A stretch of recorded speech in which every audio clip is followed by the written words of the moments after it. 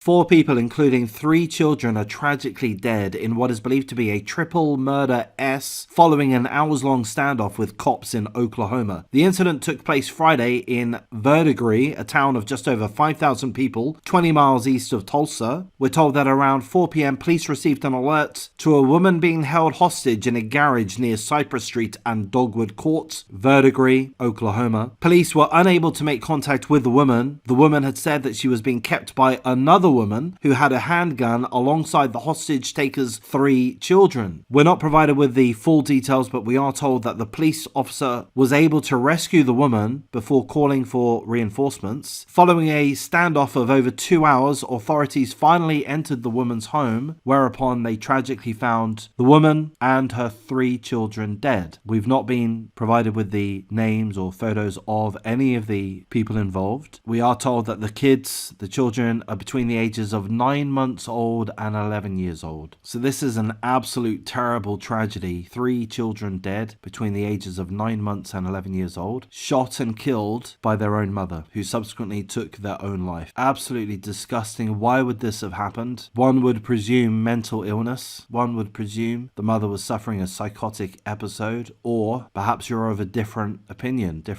Perhaps you think this woman is an out and out psychopath. We don't know too much about her history. We are told that police have been called out to the woman's home several times in relation to domestic incidents and mental health calls. So seemingly there was a history of domestic incidents and a history of mental health issues. Did the mother have adequate access to mental health support? This happened in America, Oklahoma, a small town, 5,000 people in the town. You guys are apparently a first world country. Do you have adequate mental health support for those that are in need? Is it too much to expect that? I mean that as a genuine question. Perhaps it is. Perhaps we have to be realistic. Perhaps we have to wonder why there is seemingly so many people that are severely mentally ill. Why is that? Why are there so many people that are this bad? What's going on? And what's leading these people to have these snaps, if that's what we're going to call them, these episodes where they take horrendous action? This woman killed her 3 children, including a baby. It's absolutely horrific. Some people are going to mention gun control. Probably a good point. If she's got a history of mental health issues, if she's got a history of domestic incidences, should she have been allowed to have a gun? I'm perhaps making assumptions. It could have been an illegal gun. Perhaps it was somebody else's gun. As a generalization, in America, I believe that you guys ought to have access to guns, but with sensible processes involved. I mean, if someone has mental illness, don't let them have a gun,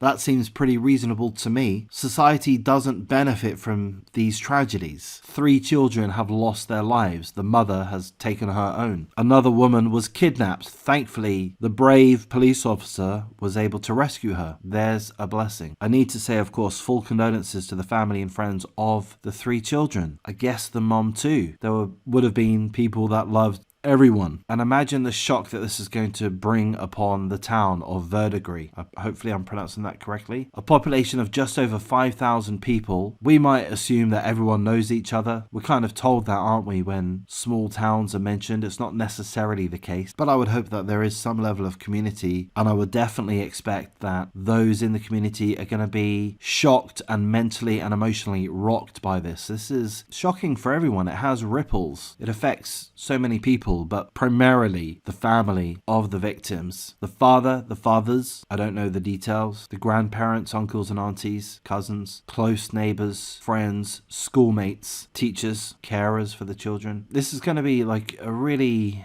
dark and hurtful subject for so many people to have to digest. Hundreds, thousands of people are going to consider this tragedy. It will have touched them to some extent. They're going to talk to their partners about it. They're going to talk to their children about this situation. It's going to be on their minds for weeks, months, years. It's going to be a dark cloud, but that cloud is going to be truly upon the close family and friends. So I hope and pray that they are able to see the light sooner rather than later, to usher in happiness back into their lives, because it's going to be dreadful. And here we are talking about mental illness, and this is going to have a detrimental effect on the mental health of thousands. So I'm going to mention it here as well. Please don't watch too many of my videos. I'm not as fast as I am in making the videos as I would like to be. I feel that if I was to make more videos daily, I'd have a very thriving YouTube channel. That's my feeling, could be wrong. So in some ways I want to do that, but in other ways it's too demanding for me for a few reasons, time-wise, effort-wise, but perhaps mostly emotionally wise, that it becomes draining. I see value in going over these topics, and I think I do it well, and I think I do it very respectfully in covering these topics. I think I'm gradually improving as I go along, generally, but it is draining. It's mentally draining, and some days I just don't want to face it. I'm generally a fun-loving guy. I like fun. I want to have a joke. I want to have a laugh, and can't really do that when I'm spending hours each day, most days, considering these topics, preparing these topics, etc., etc. It's too dark for me. So I do encourage you, or anyone that listens to my videos, anyone that subscribes, not to watch too many of my videos. They're too dark. They're too depressing. They're not fun. I think there's like a mental benefit in considering these topics. I think it's good for the soul. I think it's grounding to a degree. It reminds us of some very important aspects of life. There's a lot of benefits to listening to these topics, to considering these awful situations, but it's also smothered in darkness, isn't it? And we've got to protect ourselves. We've got to protect our moods. We've got to protect our emotions.